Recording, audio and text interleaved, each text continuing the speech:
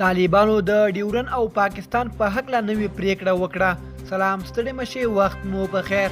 په اے اف جی پلس چینل کې درته ښه راغلاست وایم. اے اف جی پلس چینل تل ستاسو په چوپړ کې، نو همدا اوس در سره چینل سبسکرایب کړئ.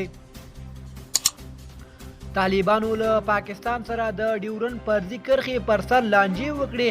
ان جګړه وشوه، خو اوس طالبان بل لار او پریکړه اعلان کړه. د طالبانو د بهرنیو چارو وزارت ویلي چې له پاکستان سره د ډیورن فرضي کرښې پر سر راولاړه شوې قضیه د ډیپلوماټیک اصولو له لارې حلوي.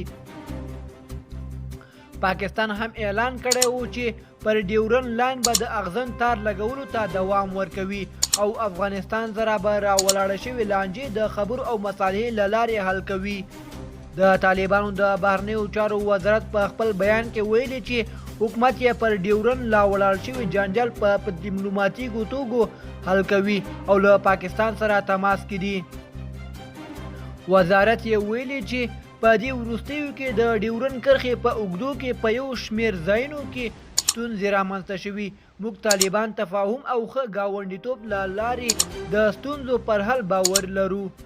غواړو له پاکستان سره پر دې ستونزې له ډیپلوماټیکو لارو چارو کار واخلو. دوستانو، زموږ د نن ورځې خبر تر همدې ځایه و. تر بیا ښه وخت.